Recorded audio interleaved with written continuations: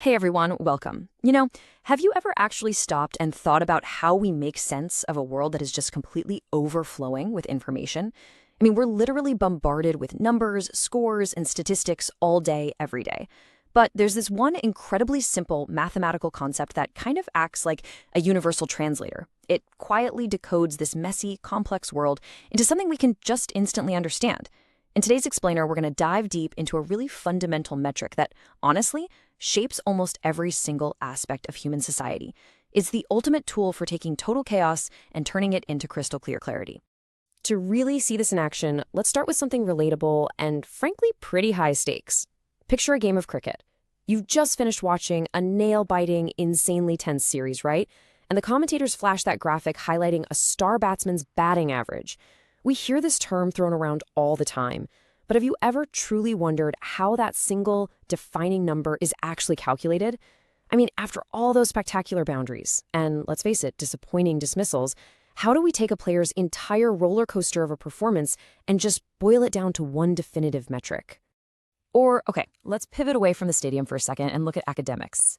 Think back to your school days. At the end of the year, your teacher is sitting there staring at hundreds of individual report cards. And every single student has different strengths, different weaknesses, and wildly different marks. So how exactly does the school determine the overall performance of the entire class? Like, how do they know if this year's class actually did better than last year's? Well, they use the exact same mathematical magic that those cricket commentators use. All right, so let's jump right into part one, the concept. So what is an average, really? At its absolute core, it's the middle calculation of a set of numbers. Think of it as the great equalizer.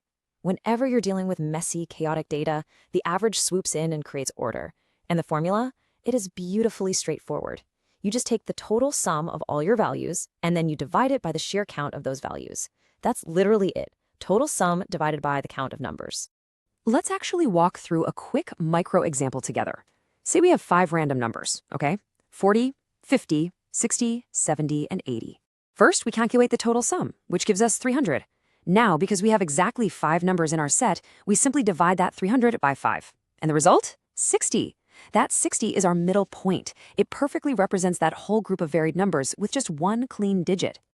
Moving right along to part 2, real-world examples. This concept brilliantly illustrates how our society uses a single number to summarize massive amounts of information. Take education. Calculating the average of 5 students' marks gives you a clear, instant snapshot of overall class performance. Or back to cricket. 200 runs spread across 5 innings instantly tells us a batsman's typical reliability is a 40 average. Even with the weather, we compress 7 chaotic days of wildly fluctuating temperatures just to create a single, digestible weekly forecast. We are constantly compressing reality to make it something we can grasp in a split second. Now, let's zoom out a bit for part 3, broadening the horizon. Because averages literally rule our world. They are a crucial measure in so many major parts of life. In sports, we judge bowlers and batters by their career averages. In education, entire school districts rely on average class scores to secure crucial funding. In economics, tracking average expenses reveal things like inflation. And in health, this is a big one. Doctors rely on your average blood pressure or average weight over time to assess your true well-being, rather than just panicking over one single anomalous reading. Business sales figures, same thing. This single metric drives high-stakes, everyday decision-making across all of these incredibly diverse fields. Okay, part 4, practical activity. Time to put you to the test. So, imagine you're a teacher. You've got 5 students, and they scored 45, 55, 60, 70, and 80 on the recent test. Mentally calculate that sum for a second. Got it? It's 310. Now apply the second part of our formula. Divide that 310 by our total count of 5 students. What is their average? If you guessed 62, you hit the nail right on the head. You take the sum of 310, divide it by 5, and boom, you find the perfect middle ground representing that specific group of students. But hold on a second. Here's where we introduce a pretty critical problem. We just saw a nice stable average of 62, right? But what if, actually, let's say just one of those students completely bombs the test. They get a flat 0. How does that change the reality of our data?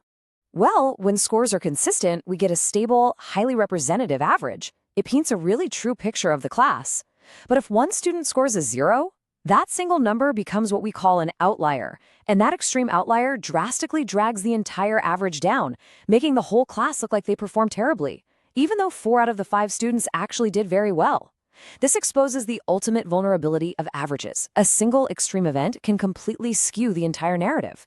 We see this everywhere, guys. A single catastrophic inning can ruin a batsman's perceived career reliability, or a single massive medical bill can warp average healthcare costs. It's a powerful reminder that while averages are amazing at efficiently compressing reality, they can also completely hide the truth if you don't look closer at the raw data. And that brings us to our conclusion. Beyond mathematics. I really want you to let this quote sink in for a minute. Average is not just math, it's the calculation of life. From the excitement of a tense cricket match, to the health of our very own bodies, to the success of our local businesses, this mathematical concept is fundamentally woven into the fabric of how we experience reality. When you truly understand how an average is calculated, and crucially, how it can be skewed, you aren't just learning math. You are learning how to actively read and interpret the world around you. So, I'm going to leave you with this final provocative thought. How will you use the power of averages to understand your world better today? The next time you see a flashy headline touting an average this or an average that, I challenge you to stop and think about the real messy data hiding behind that single number. Thank you so much for joining me on this journey of discovery today. If you loved decoding the world with me in this explainer, please subscribe and share so we can keep making the complex beautifully simple together. Catch you